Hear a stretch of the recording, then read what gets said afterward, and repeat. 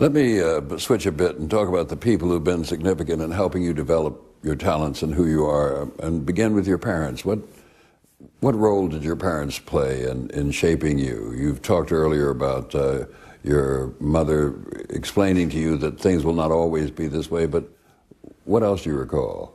Well, it's taken me a long time to recognize the extent to which I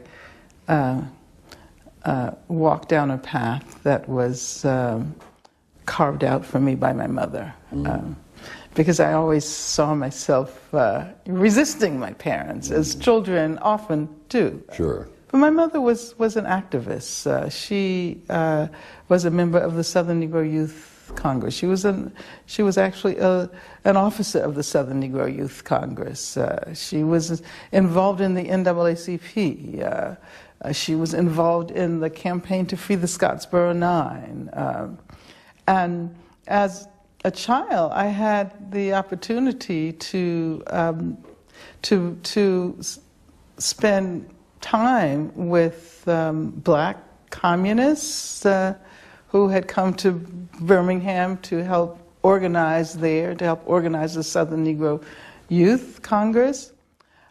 So I often tell people that later when I joined the Communist Party, it was a difficult decision because I always considered the Communist Party to be so conservative. It was my parents' friends, I wanted to do something more interesting and more radical. But I do think that both in terms of my career as an educator and in terms of my life as an activist, I'm following in my mother's footsteps.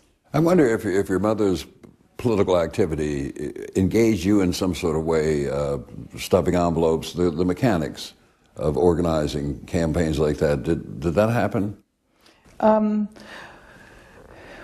yeah. A lot of things I don't necessarily remember, but I remember the stories that got told about Bull Connor and my parents' friends being run out of town. This is pre-civil rights. Right. But I don't think I got a sense of the work that was done during that period.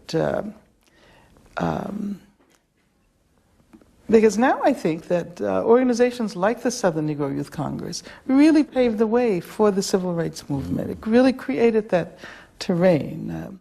I often talk to students today about the film The Great Debaters and the character that Denzel Washington plays.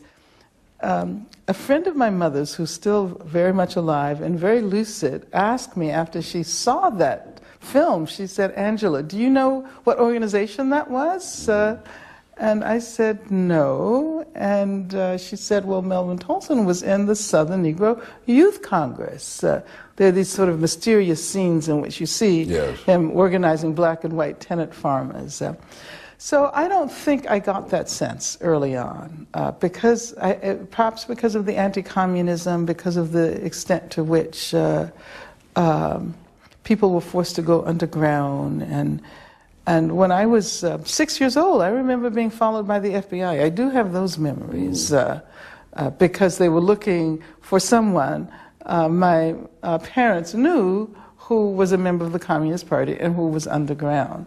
So I remember this. I remember this kind of fear of the FBI, and I also, I remember